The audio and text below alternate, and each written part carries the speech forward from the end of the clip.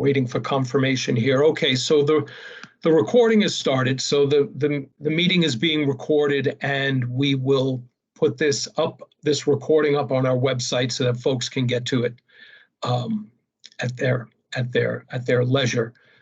I am going to start sharing my screen, and then I will introduce myself. Let's see here. Bear with me. Yep, I want to do that. And I am going to start the slideshow. All right. Well, welcome everybody. I'm Jerry Diamantidis, Chair of the Governing Board of CVFiber, and this is maybe our fourth webinar. It may be the third. I don't quite remember, but welcome to everyone. I just want to start by reminding folks who CVFiber is. We are a communications union district. There are 20 member towns, and our goal, our purpose for being is developing and implementing a universal service plan for fiber in our district, which means that we are going to bring fiber to every home that has electricity that is underserved with internet service. And that is our first priority. That is what we have funding to do.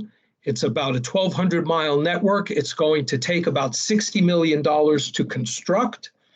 That number seems to not go down. And right now we are operating with grant funds that have been provided from the federal government through the state to us. And we are starting our construction as I'll get to in a moment. So we are constructing in the winter, and it's magnificent.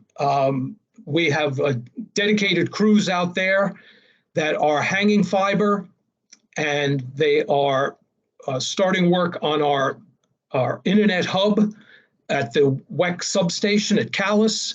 We already have 11 miles of strand, which is what you have to hang first, and on that we already have 4 miles of fiber. We've passed 69 homes. That's a pretty small number. We've got 6,000 to go, but we've started, and we started construction this winter. And we will continue constructing as we can, as safely as possible through the winter. And I'll add that safety is a high concern here. So if you see the trucks out there, if you see folks that are in the bucket trucks, and you see those cones out there, to please pay attention to that and give everybody, slow down and give everybody enough safe room to work. It's a lot more difficult in the winter when we have the snow that's piled up along the road's edge. So I just ask everyone to please be careful and be safe. But we have started construction, and I'd like to explain a little bit about how we are put together here. Next one, please. So we've broken our district out into 24 construction areas. And the important thing to note here is that these construction areas don't follow town boundaries. They're designed from an engineering perspective. It's really how far can the light go that is determining where these boundaries are for our different construction areas. But we purposefully went with smaller construction areas because we want to be able to complete a construction area and then get those folks service, so that folks up in Woodbury don't have to wait for Williamstown to get service in order for us to get service to the folks in Woodbury, and vice versa. That's really important for us, that we're able to light folks as we go. And what we're doing this year is we're focusing on these construction areas that are mostly in the northern, northeastern, if you will, area of our district.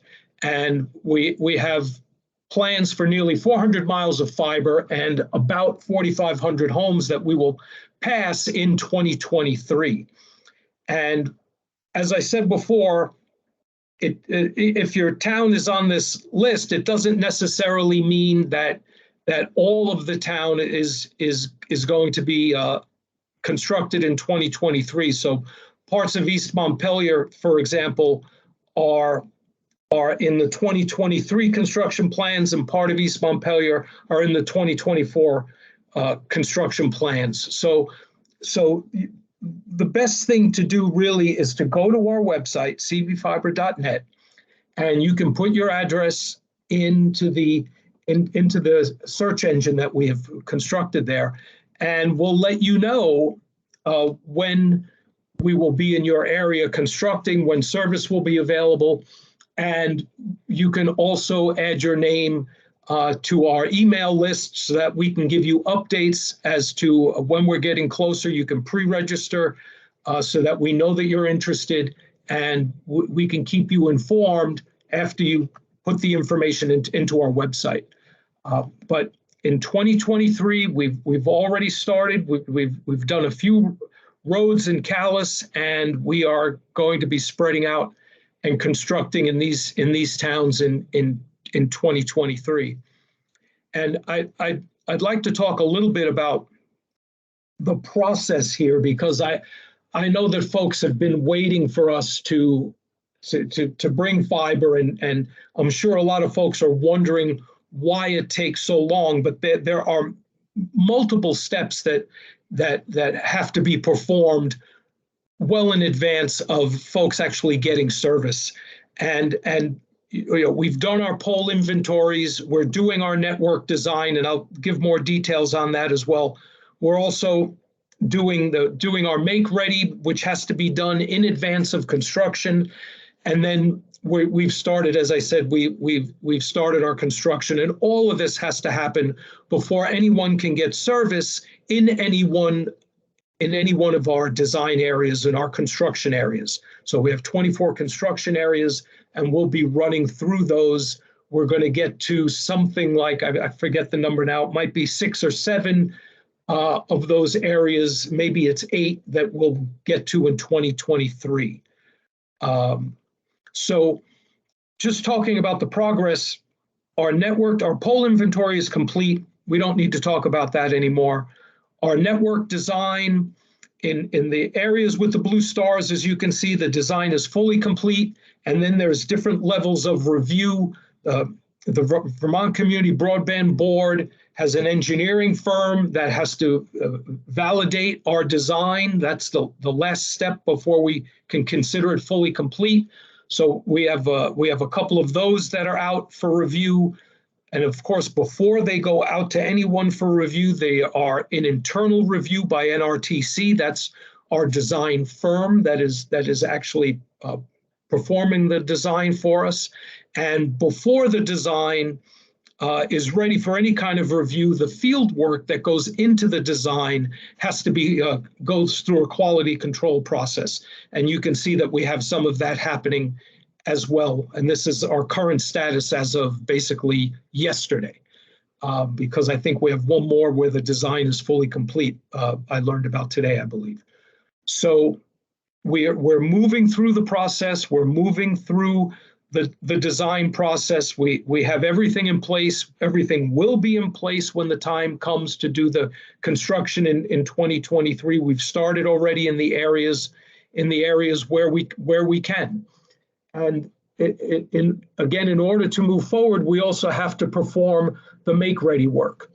And make ready means that we actually have to get a pole license from whoever the pole owner is. Most of the time it's the almost exclusively, but not always, it's one of the electric companies, the electric utilities that owns the poles. So we need to get licenses from them in order to be able to hang any fiber. So we can't begin any construction until we have the license to hang, which means that Sometimes wires, cables may need to be moved to make room for us on the pole to give us the appropriate clearances for where we're going to put our fiber. Sometimes it means that the right-of-way needs to be cleared of overgrowth so that we can actually get to the poles, that we can actually hang the fiber, so that we can work in the area. So right now we have licenses for about 4,700 poles. We have a lot more poles to go, but we also have Make Ready that's ongoing, and that goes with applications. Each application has about 200 poles on it. So there's another 1,000 poles that are in the Make Ready process right now, and then we'll continue to bring out more applications to the electric utilities so that we can work with them. We do ride outs. We decide what the work needs to be, who's going to pay for what. We have to pay that bill before they do the work, and then this is how we move forward in Make Ready. But the other thing we need to have in order to do construction is materials. And we have been fortunate in that one of the first things we did with our grant funds was to buy 400 miles of materials. There are some really long lead times on these materials. Some of them now are approaching up to a year. So we are buying an additional, we're buying an additional 200 miles of materials approximately, so that we can be ready to begin the 2024 construction season. So we have to do all of this in advance. So we have to manage our funds so that we are in order to get to construction, you have to spend all of the money needed to do the applications, to do the design, to do the Make Ready, to have the materials, and then we have the remaining funds are what we can use for construction. So this is how we're moving through the process. We've also updated our website, and I hope that folks have been to cvfiber.net. I will ask you to do that, please, so that you can put your name in, you can pre-register, you can get on our notification list, and you can understand what information you need in order to get fiber service here, to take advantage of the fiber service that we're going to bring to your home or business. And other important things on the website, there's a lot of information up there. We've just posted a video that we did in coordination with Northeast Kingdom Fiber, NEK Fiber, and we have other. Being a municipal entity, we have our meeting minutes are on the website, and any agenda items for our meetings are on the website, and other information that we think might be helpful is on the website. One of the things that's not on the website yet, but will be shortly, is our subscription rates, which I will mention again in a minute here. But I ask you to please go to our website. It's constantly being upgraded and modified, and it will continue to be upgraded and modified as we get all of the information up there that we need, so that folks can in the future sign up for our service. But additional rather exciting information here is that we have some staffing updates. Janelle Smith, our executive director, has been with us now for just about a year. It's hard to believe that Janelle has been drinking from a fire hose for a whole year now, but we've made great progress since she's been with us. But we've also completed our search for an operations manager, and we're bringing the final decision to the governing board next week or 2 weeks. The governing board makes the final decisions on all hiring. And we also have begun a search for a community relations manager, and you may have seen the position posting that's out there. It's in a number of places. It's on LinkedIn. It's in 7 Days. I believe it's in the Times Argus. it's out. It's also on our website. If you go to cvfiber.net, you will see the posting there as well. So we're hoping to have an operations manager starting next month, and we hope to have a community relations manager hopefully also starting in the second quarter of 2023. So this is very important information, because otherwise everything for CVFiber has been done by volunteers who work tirelessly and very professionally, and also through our contractors. So actually having some additional staff on here is going to be extremely helpful, and it will smooth out the transition as we go from just design and construction to actually design, construction, and the provision of internet service. So we're very much looking forward to having these additional folks on board. I had mentioned the subscription rates, and I'd like to talk about those for a minute, just because they're not on the website yet. We have some more integration to do before we're comfortable putting the subscription rates on the website. They're not going to change, but we have some more website work to do before we put them up there.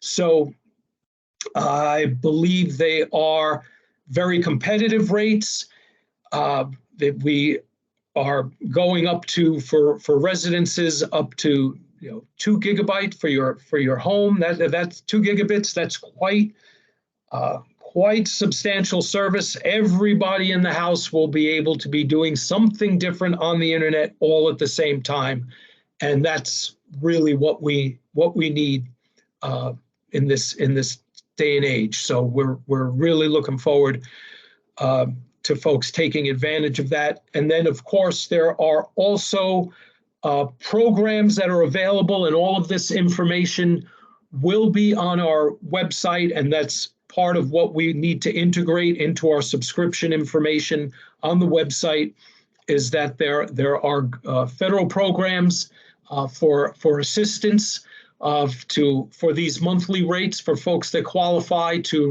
reduce the financial burden of having adequate and appropriate internet service. And all of this information will be on the website. So that's where we stand with that. Also, very importantly, and first of all, I want to thank all of the towns that have provided ARPA grant funds to CVFiber, for the most part, for the purpose of assisting in installations. That very end of from the pole to the house is where most of this money is going to be spent. And 3 towns have maximized the VCBB match, and which means that it's a dollar for dollar match, so it's 100% match, and 3 towns have already maximized that. But the remaining towns can increase their commitment. The Vermont Community Broadband Board has extended the match opportunity out until the 31st of May. So towns that would like to either increase their match or bring up their match from 0 if they haven't provided any funds to CVFiber. All of that money stays in the town. That money is not being spent on general upkeep or anything of that sense. We'll have a memorandum of understanding with the town. There is a commitment to keep those funds in the town, and for the most part, I mean, the towns will work with us to determine exactly how those funds will be spent, but for the most part, it's to ease the burden of installations for subscribers in that town. So that money stays in the town, and it gets a 100% match from the VCBB. So it's extremely helpful for us to have these funds available, because it's additional grant money for internet service in your town.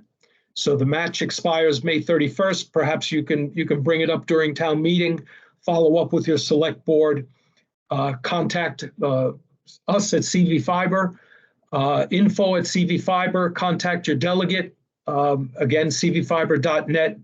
All of the information is up there to allow you to move forward in this area. So I would ask anyone that possibly is interested in increasing that match, be ashamed to have that money not come to your town. As I mentioned before, cvfiber.net, and I did mention that there was a video that's up on our website. This is the link to it, but you can get to it on the website, and it's all set up and it's ready to go. Just kind of explains who we are a little bit and what we're doing and who our partners are. And it's 3 or 4 minutes, but I think it's extremely well done. We have a newsletter. Again, you can sign up at our website to understand our newsletter.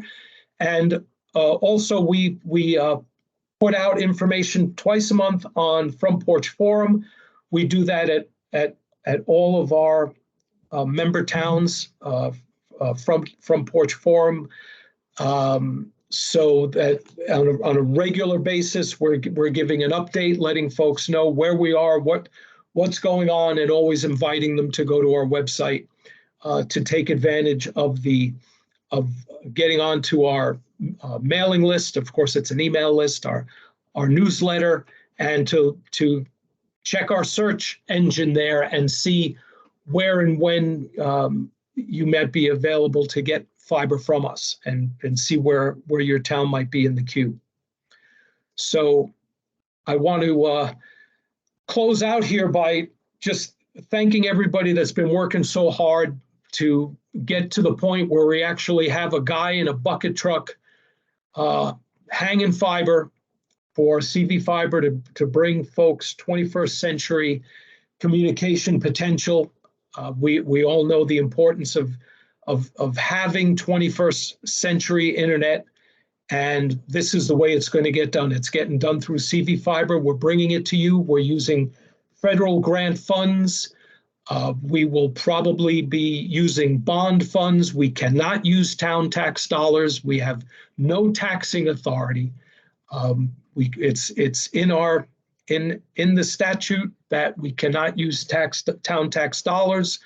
So it's up to getting subscribers, and the way we're going to get subscribers is to do outreach, make sure that folks know we're here, and by the quality of the product that we produce.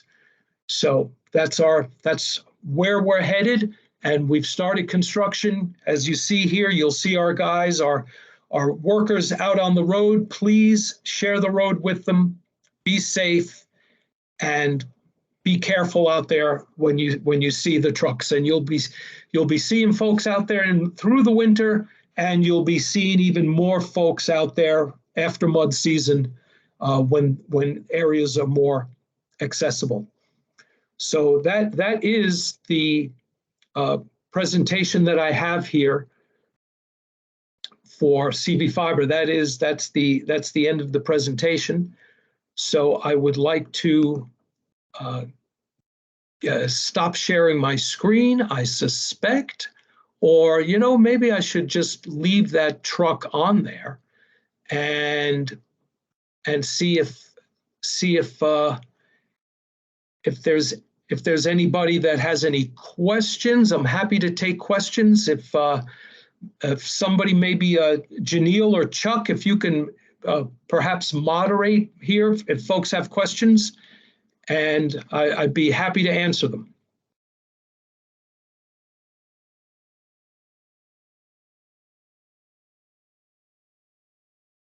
Sure. Thanks, Jerry. I see we have several folks who are here. Does anyone, if you could raise your hand, what I'll do is I'll take questions in the order that they are asked. If I see anybody raise their hand, does anybody have any questions for Janelle? There is Jerry, also a question in chat. Oh, okay.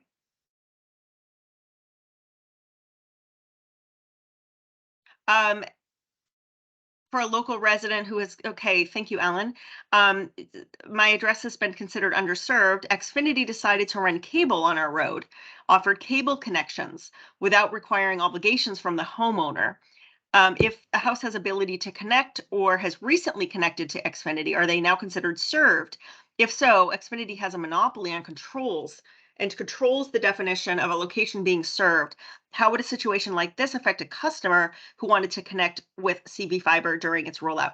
So the answer to that is it really does depend on the design, whether that a particular address is considered underserved or unserved or not. So I would urge you to go onto the website and put in your address, and that we will be able to give you updates. You can also contact us directly with your address, and we can look to make sure that it is actually on the build plan. So we will be able to identify whether or not this address is on the underserved or unserved list. Yeah, I'll add to that. There may be instances where we need to pass by residences, even if they are served, in order to get to the underserved. So if this is an incidental passing, we can still provide service to that home if it's an incidental passing. And I know that some of the cable providers are out there providing additional cable, and some areas are providing fiber at the same time that we're providing fiber. But if you're on our list in the sense that we're passing you by, then we could provide fiber to you. And I hope that answers the question fully.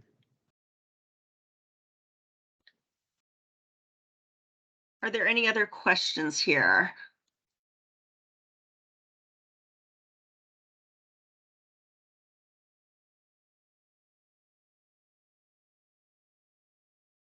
I don't see any other questions. Okay, well, we just as a reminder, we have been recording this, so we will post this on our website, and if anybody else that might be interested in taking a look at where we are in the past few months and where we're heading next, this will be up there. Our plan is to do this every 2 months. So March, April, May, we will be back in May with another webinar, and hopefully that will be post mud season, and we'll have a good update on where we are and where we're going, and additional information on upgrades to our website. And I hope to be able to present good news then. And if there are no more questions, I think we'll say thank you very much. Thanks for your interest in CVFiber. And again, be careful for those folks that are out there working on the road, please. Thank you. All right. Thank you, everyone.